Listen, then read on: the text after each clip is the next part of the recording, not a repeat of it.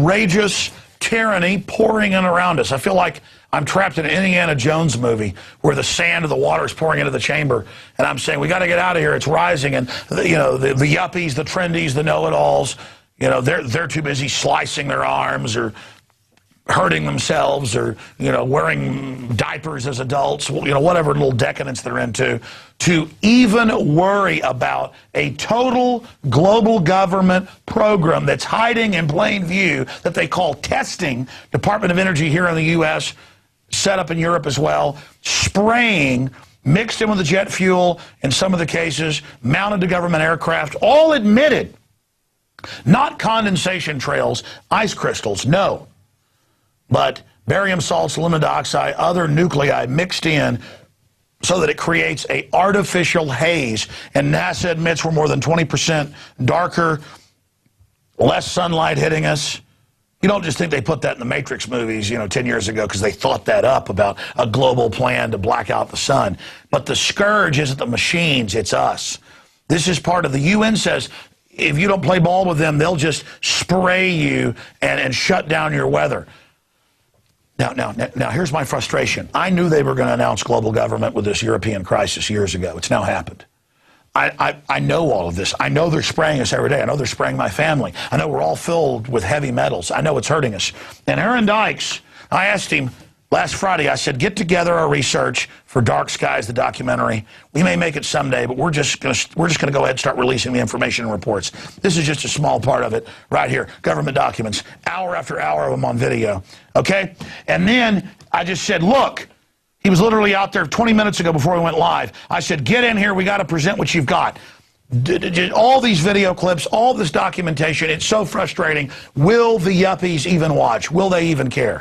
Because you get into how they denied this stuff existed, but the people that broke down what they were doing accurately named the chemicals that were being used. But the question is, how long has it been happening? Why is it happening? What's the end game? I'll tell you the end game here at the first, then we'll go to Aaron. The end game is aluminum dioxide in all the soils, where you've got to go to companies like Monsanto. They're coming out with whole seed lines that will grow in aluminum poisoned soil. But that's only part of it.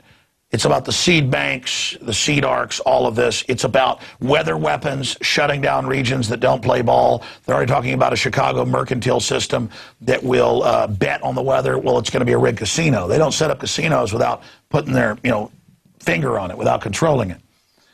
This is about playing God. This is about world government. And this is about genocide and population reduction. Aaron, I'm going to interject points here, but we've only got about 25 minutes, and we'll come back and do part 2, part 3, part 4, because this is so important. It shows how they can keep something bigger than the Manhattan Project secret. We expose it over the years accurately, and they come out and go, yeah, okay, we've been doing it, it's secret, but it's for your own good. And we admit it's happening, but the details are secret. So you've got the floor. Go through as much as you can, the video clips, all of it. This is incredible information. Yeah, just like you saw back in the 70s with Kissinger and the food as a weapon plans under national security, you see global warming and chemtrails under a national security proposal. And you'll see a lot of the quotes here of Kissinger talking about food as a weapon. Is the U.S. prepared to accept food rationing to help people who can't or won't control their population growth? They're talking about withholding food aid. Would food be considered an instrument of national power? You've heard the Club of Rome talking about how mankind itself is the enemy when it comes to environmental concerns like global warming and the rest of it. The real enemy is mankind. That is from the 1990s with the Club of Rome group. And then coming up at that was the head of the CFR, too. He's also Club of Rome.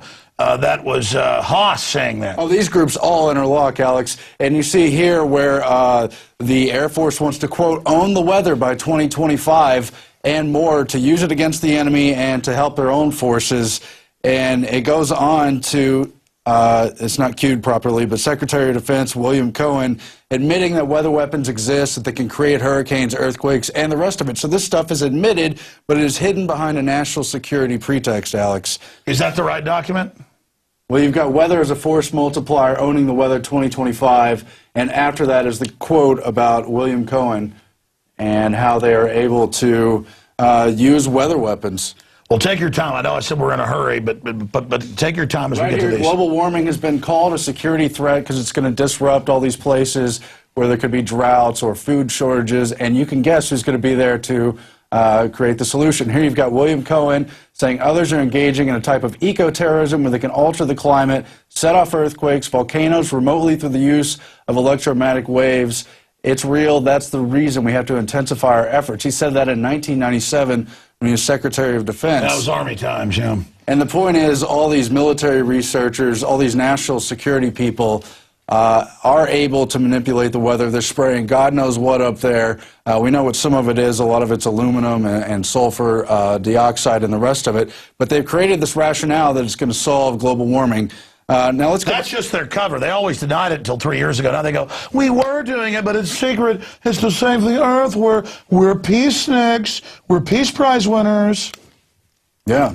And they admit one of the leading researchers of this whole geoengineering thing is David Keith, and he's got a paper explaining how the cloud seeding for the U.S. and for the Soviet Union goes back to the 20s.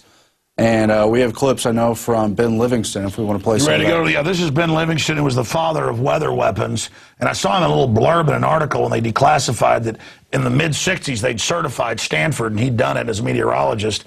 This is a guy in like World War II flying into typhoons. I mean, he's a real trailblazer. It was like almost, I think it was 90 when I interviewed him. I think he's still alive. But yeah, this was like 6 years ago. And, you know, the point with Livingston was they could control, steer, create hurricanes in the 60s.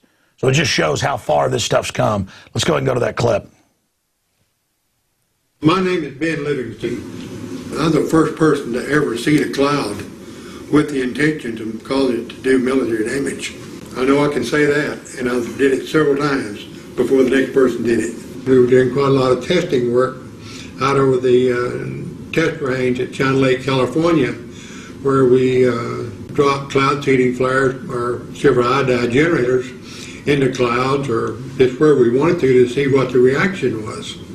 And it was there when I learned for sure that you could really change a cloud by the amount of silver iodide you put in and where you put it. These are